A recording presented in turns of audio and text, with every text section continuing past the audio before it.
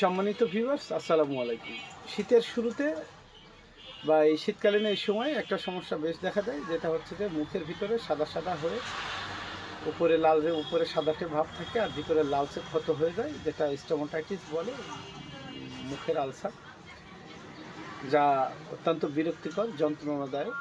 বয়স্ক মানুষের যেমন যন্ত্রণাদায়ক, তেমন বাচ্চাদের হলে এটা অত্যন্ত কষ্টদায়ক হয়ে যায় এবং কোনো কিছু খাওয়া, পানাহার, এমনকি পানি খাইলেও জ্বালা যন্ত্রণা হয়, অস্থিরতা হয়।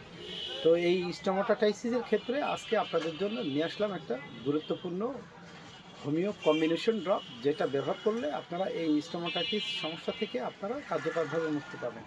তো আজকে আলোচনা করব আর 182 নম্বর কম্বিনেশন ড্রপটি নিয়ে, যেটা হচ্ছে যে স্টোমাটাইটিস মুখের ভিতরে ও ঠোঁটের মিউকাস মেমব্রেনের প্রদাহের ক্ষেত্রে চমৎকার কাজ করে। তো প্রথমে এর উপাদানগুলো দেখব আমরা। আর 182 উপাদানের ভিতরে আছে অ্যাসিড নাইট্রিকাম, আছে D12, তারপরে অ্যারাম ট্রিফোলিয়াম আছে D4, আর বোরাক্স আছে D6।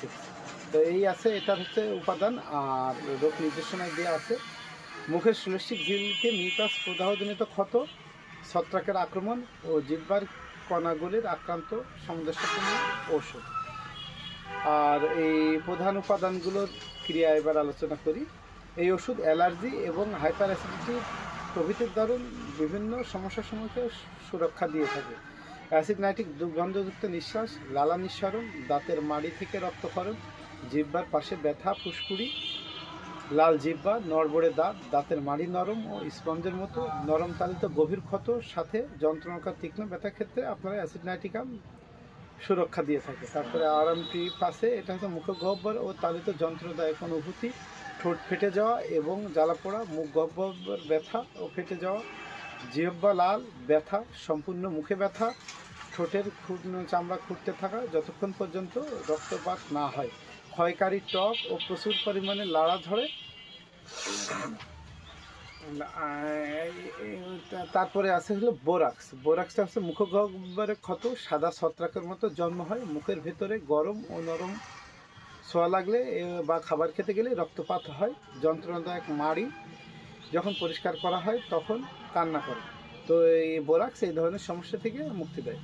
সেবনবিধি 12 বছরের শিশুদের থেকে প্রাপ্তবয়স্কদের তীব্র সমস্যার ক্ষেত্রে দৈনিক 5 থেকে 10 ফোঁটা করে, দৈনিক 6 বার। দীর্ঘদিনের জন্য যারা ভুগতেছেন তারা 10 ফোঁটা করে দৈনিক 3 বার সামান্য পানির সাথে সেবন করবেন।